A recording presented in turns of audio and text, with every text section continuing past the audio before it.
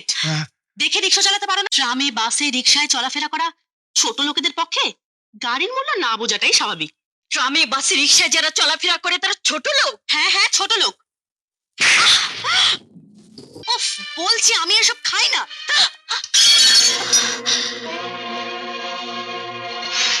কি করলে বৌদি? পিঠেগুলো ফেলে দিলে তো? কি এমন ক্ষতি হয়েছে?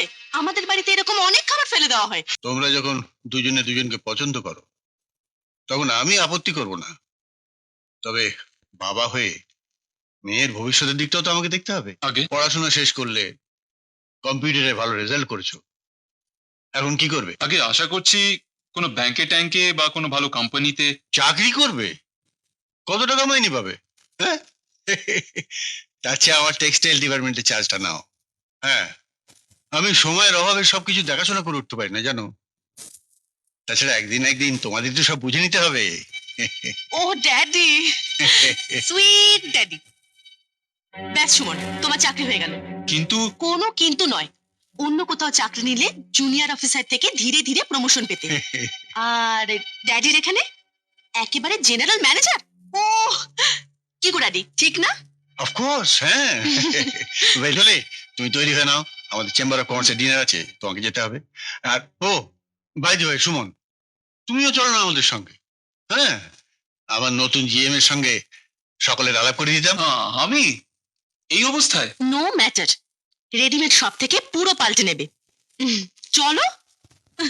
বাবা, বাবা, বাবা, আমি ফার্স্ট হয়েছি। বাবা, দিদি, আমি ফার্স্ট হয়েছি, ফার্স্ট। বাহ, আয় আয়, কাছে আয়, কাছে। দাঁড়া সুমন,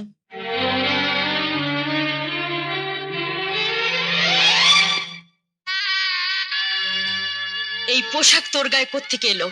এটা এসব জুলির বাবার কাণ্ড। জুলি? হ্যাঁ, এবার ওই রেজাল্ট বানানোর সময় তো আমার সাথে ছিল, আর রেজাল্ট দেখেই না আমাকে টানতে টানতে ওদের বাড়িতে নিয়ে গেল চাকরির জন্য। জানো দিদি, ওর বাবা আমাকে দেখে না একেবারে চাকরি দিয়ে দিল, একেবারে জেনারেল ম্যানেজারের পোস্টে। হ্যাঁ, একেবারে জেনারেল ম্যানেজার? হ্যাঁ বাবা, চৌধুরী গ্রুপ অফ ইন্ডাস্ট্রিজ এর টেক্সটাইল ডিভিশনের জিএম। চৌধুরী গ্রুপ? আমিও তো ওইখানেই চাকরি করতাম। মা মাধবী, কম্পিউটার পড়িয়ে তুই খুব ভালো কাজ করেছিস মা। কত বড় অফিসার, কত বড় পোস্ট, জিএম। হ্যাঁ বাবা, ওদেরই একটা পার্টি ছিল, সেই জন্য আমাকে নিয়ে গিয়েছিল পরিচয় করিয়ে দেওয়ার জন্য। তাই ওই রেডিমেডের দোকান থেকে এগুলো কিনে বিয়ে। ঠিক আছে ঠিক আছে, শুধু এইটুকু মনে রাখিস ভাই, বিনা মূল্যে যা পাওয়া যায় তাতে কোনো সম্মান নেই।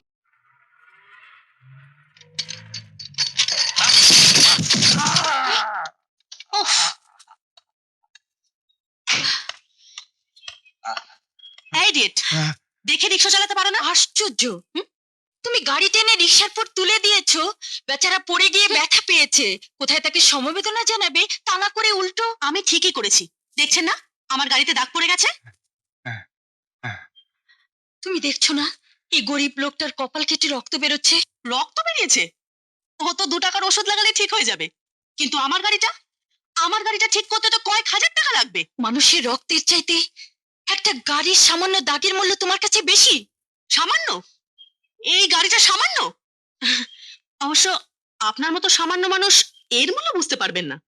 ট্রামে বাসে রিক্সায় চলাফেরা করা ছোট লোকেদের পক্ষে গাড়ির মূল্য না বোঝাটাই স্বাভাবিক।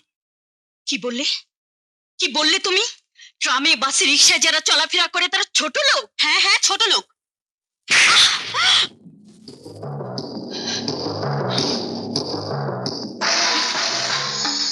ঠিক করেছেন দিদি, এটাই ওদের মতো বড় লোকের শাস্তি। এই যে ম্যাম সাহেব, রাস্তা চলাফেরা করলে সবকিছু দেখে চলাফেরা করবেন। বড় লোকের অভদ্র মেয়ে, আজকের কথাটা মনে রেখো। দেখ না দিমাগ কত।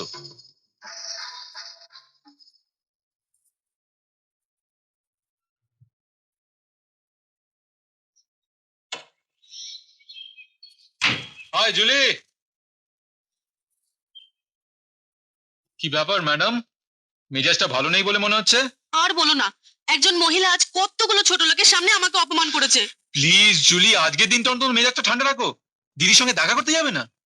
না সুমন, ড্যাডি বলেছে আমাকে সঙ্গে নিয়ে ড্যাডি নিজেই যাবে বিয়ের কথা পাকা করতে। আমার আবার আপত্তি কি? মেয়ের খুশিতেই আমার খুশি। হ্যাঁ, তাহলে এই 12 তারিখে বিয়ের দিন ঠিক রইলো। হ্যাঁ, আমার একটা কথা ছিল জানেন। হ্যাঁ বলুন। বুঝতেই পারছেন যে সুমনকে কি বিশাল একটা দায়িত্ব সামলাতে হবে। বলতে গেলে প্রায় 24 ঘন্টাই ওকে ওখানে থাকতে হতে পারে। তাছাড়া আমার জুলিও ছেলেবেলা থেকে যেভাবে মানুষ হয়েছে, তাতে করে এখানে থাকাটা ওর পক্ষে খুব কষ্টকর হবে। তাই আমি চাইছিলাম যে বিয়ের পর ওরা আমার ওখানেই থাকতো। অসম্ভব। এটা কি ধরনের কথা বলছেন আপনি? দেখুন, আমার অপরাধ নেবেন না। আমার ভাইয়ের বিয়ের কথা বলতে বসেছি আমরা, বিক্রি করা বা ঘর জামাই রাখার কথা বলতে নয়। আমি গরিব মানুষ, তবু যত কষ্টই হোক আমার ছেলের বউকে এখানেই রাখতে পারবো আমি। আপনি পারবেন, কিন্তু আমি পারবো না। তাহলে আর কথা বাড়ানোর কোনো অর্থই হয় না। এখন সুমন আর জুলি ডিসিশন নে ওরা কি করবে।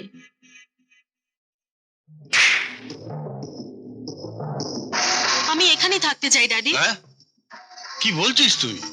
হ্যাঁ ড্যাডি, এখানে আমাকে থাকতেই হবে। বিয়ের পর স্বামীর ঘরই মেয়েদের আসল ঘর। আমার ইচ্ছে পূরণ করতে চাইলে, মানে আমার সুখ চাইলে, তুমি আর আপত্তি করো না ড্যাডি। ঠিক আছে, তুই যখন চাইছিস তাই হোক। বৌদি, সরি। পিঠে দিদি বানিয়েছে আমার জন্য। কিন্তু তোর জন্য নয়, বৌদির জন্য। চোপ, মারবো একটা চাটি। দে বলছি। এ কি করছো? এই মাত্র তুমি ব্রেকফাস্ট করলে? আরে রাখো তোমার ব্রেকফাস্ট, দিদির হাতে তৈরি পিঠে ভরা পেটেও খিদে পেয়ে যায়। খেয়ে দেখো। আসি রে, চললাম। কি বৌদি, নিজে খাবে না খাইয়ে দেবো? না না, এগুলো নিয়ে যাও। এসব আজে বাজে খাবার আমি খাই না। আজে বাজে কি বলছো বৌদি? দিদি কত যত্ন করে বানিয়েছে, তুমি দেখলে না ছোটদা কিরকম ঝাঁপিয়ে পড়লো। আচ্ছা আচ্ছা, ভালো না লাগলে খেও না, কিন্তু একটা মুখে দিয়ে দেখবে তো। উফ, কেন আমাকে অসুস্থ বানাতে চাইছো? এসব গ্রাম্য খাবার আমার একেবারে পছন্দ নয়। গ্রাম্য খাবার? তা কোন খাবারটা গ্রাম্য নয় বৌদি? ধান, চাল, শাক, সবজি সবকিছু তো গ্রাম থেকেই আসে। শহরের মিল ফ্যাক্টরিতে তো এসবের জন্ম হয় না। মিল ফ্যাক্টরি, ইন্ডাস্ট্রি গড়বার ক্ষমতা যাদের নেই, এসব ফাপা বুলি তাদের কাছে একমাত্র সান্ত্বনা। বেশ তো, খেয়ে দেখো তোমাদের কোনো মিল ইন্ডাস্ট্রি এরকম পিঠে বানাতে পারে কিনা। কি হলো দেখো। উফ, বলছি আমি এসব খাই না।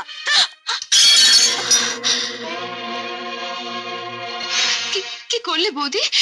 পিঠেগুলো ফেলে দিলে? তো কি এমন ক্ষতি হয়েছে? আমাদের বাড়িতে এরকম অনেক খাবার ফেলে দেওয়া হয়, আমাদের কুকুরেও খায় না। ছোটদাকে কেন বিয়ে করতে গেলে তুমি?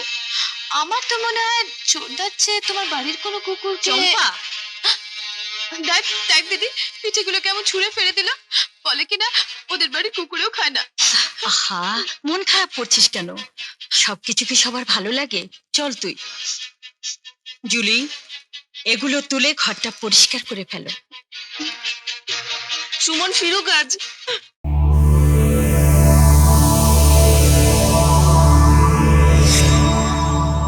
এমন আরো অনেক ভিডিও দেখতে এই চ্যানেলটি সাবস্ক্রাইব করে নিন এবং পাশের বেল আইকনটি প্রেস করে দিন।